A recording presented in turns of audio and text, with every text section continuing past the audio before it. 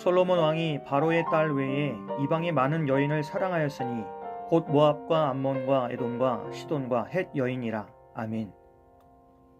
10장까지는 솔로몬에게서 영광스러운 삶이 계속되었습니다. 물론 초심에서 빗나간 조짐들이 곳곳에 감지되었지만 그래도 하나님의 은혜가 그의 삶에 넘쳤습니다. 그런데 11장에서 솔로몬은 영적으로 추락하고 맙니다. 신명기 17장은 이스라엘 왕이 해야 할 일들과 하지 말아야 할 일들을 규정하고 있는데 하지 말아야 할 일들은 세 가지였습니다. 그것은 많은 금을 쌓아두는 것, 많은 수의 마병을 두는 것, 그리고 아내를 많이 두는 것이었습니다. 그런데 앞서 10장에서 솔로몬은 많은 금을 소유하고 많은 말과 강력한 마병을 두고 있었습니다. 그리고 오늘 본문에서 솔로몬이 아내를 많이 두었다는 것에 대해 성경이 자세히 기술함으로써 솔로몬이 가지고 있던 문제를 완전히 겉으로 드러냅니다. 솔로몬은 바로의 딸뿐만 아니라 이방 여인을 사랑하여 가나안의 이방 족속들의 여인들을 아내로 삼았습니다. 그런데 하나님은 일찍이 이스라엘 자손에게 이방 여인들과 결혼하지 말 것을 말씀하셨습니다. 출애굽 때부터 가나안에 들어갈 때까지 누차 경고하셨습니다. 이방인과 결혼하면 그들이 반드시 너희의 마음을 돌려 그들의 신을 따르게 할 것이라고 말씀하셨습니다. 그런데 솔로몬은 그 말씀을 정면으로 거스릅니다. 그리고 700명의 후궁과 300명의 첩을 들입니다. 아내가 1000명이었다는 말입니다.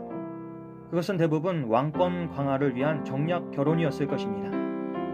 젊은 시절의 솔로몬은 이방 여인을 아내로 삼아도 자신은 결코 여호와 하나님을 떠나지 않을 것이라고 자신했을 것입니다. 그러나 솔로몬의 나이가 많을 때에 그의 여인들은 솔로몬의 마음을 돌이켜 다른 신들을 따르게 했고 노쇠진 솔로몬은 아내들의 목소리를 이기지 못했습니다. 솔로몬은 아버지 다윗의 마음과 같아야 했습니다. 하지만 그는 하나님 앞에서 온전하지 못하였고 하나님의 눈 앞에서 악을 행하여 시돈의 아스다롯과 모압의 그모스 그리고 암몬의 밀곰과 몰록을 섬깁니다. 솔로몬은 이런 이방 신들을 섬기는 영적 위험 요소들을 제거해야 했습니다. 하지만 그는 어리석게도 이방 출신의 아내들이 하자는 대로 그들의 신들에게 향을 피우며 제사를 지냈습니다. 그의 마음이 하나님에게서 돌아선 것입니다. 솔로몬은 지혜롭고 현명한 왕이었습니다. 그는 어떠한 지혜도 하나님의 말씀에 온전히 순종하는 것보다 탁월하지 못하다는 것을 깨달아야 했습니다. 하나님은 다른 신을 섬기지 말라고 2번이나 경고하셨는데도 솔로몬은 듣지 않았습니다. 그래서 하나님은 다윗의 뒤를 이은 왕이 죄를 범하면 징계하겠다고 말씀하셨던 대로 그의 신하에게 왕권을 넘겨주시겠다고 선언하십니다.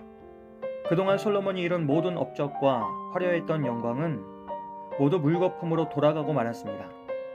이는 자기 안에 있던 영적인 위험을 제거하지 않고 계속 커져가는 위험을 내버려 두었기 때문입니다.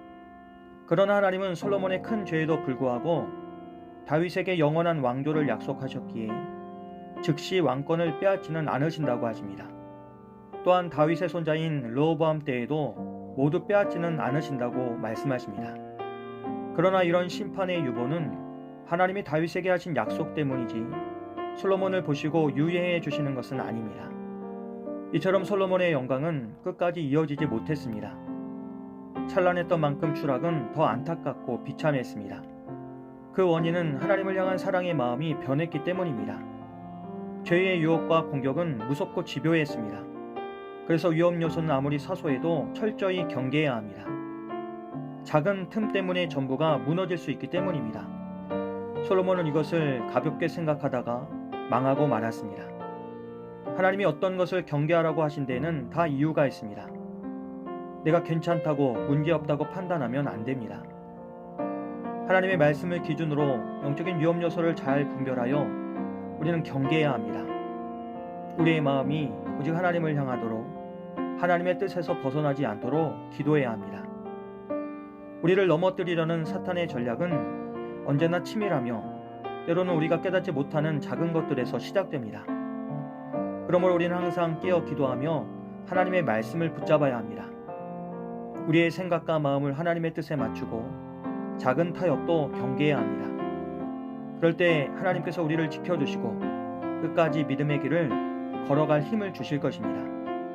오늘도 그 믿음 안에서 승리하는 복된 하루가 되시길 주님의 이름으로 기도합니다. 좋으신 하나님, 우리를 죄의 유혹에서 지켜 주시옵소서. 우리의 마음이 오직 하나님을 향하도록 인도하시고 언제나 말씀을 기준 삼아 살아가게 하옵소서.